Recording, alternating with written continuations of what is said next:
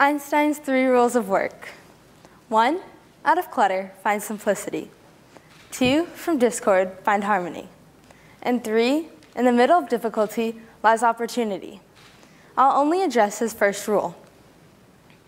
This basically means that we make everything 10 times harder than they actually should be. The word simplicity itself contains its own beauty that is difficult for us to comprehend. Simplicity isn't a fad or a trend, it's a lifestyle. It means living life with less because we want to, and not because we have to.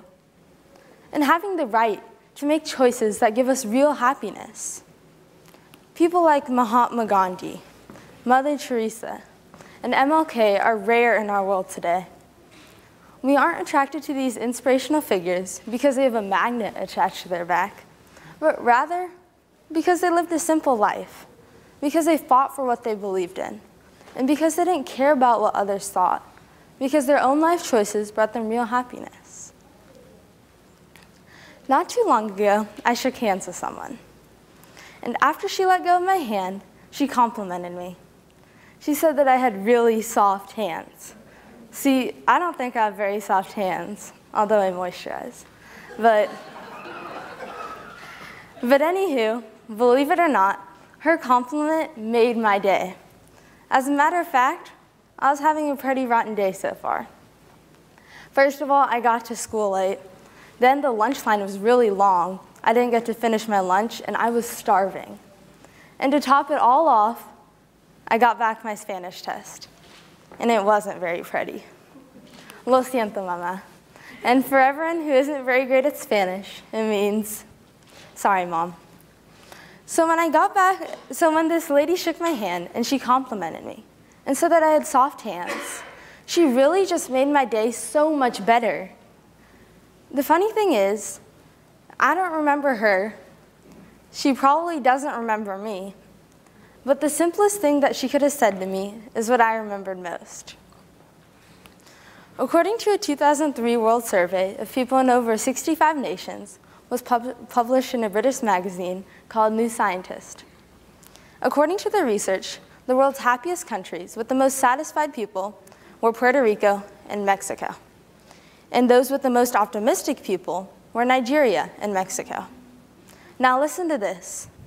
In the United States of America's Declaration of Independence, we are promised 3 things, and that is life, liberty, and the pursuit of happiness. So why is it that the US would be ranked 16th? I know you're probably thinking that Puerto Rico is part of the United States, and it is, but the research took this into consideration, and we're considering states, provinces, and countries. According to the article, the GDP, gross domestic product, per person in the US was $37,800. The GDP per person in Puerto Rico, the happiest country, was $16,800. And in Mexico, $9,000.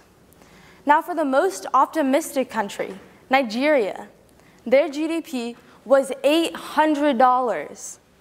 Imagine that, living off of $800 per year. Gosh, I couldn't even buy the new MacBook I wanted for Christmas. But now you're probably thinking, if money doesn't buy happiness, except for Animal Hat Day, I guess, then what does? Well, after more research was done, they decided the 2 common aspects that these countries had in common was 1, a strong sense of community, and 2, enthusiastic community celebrations. Now, we all know simplicity isn't about the complicated stuff. It's about leaving all of that behind and focusing on what's most important to us. So, when I shook hands with this lady and when she complimented me, she just made my day so much better. And simplicity means making choices that make you happy and others around you enlightened to do something just as great. I'm not telling you to move to Puerto Rico or Nigeria or even Mexico. All I'm saying when you walk out of here is compliment someone, maybe on their soft hands. And also, we should find a way to take more part in our community, maybe party a little more.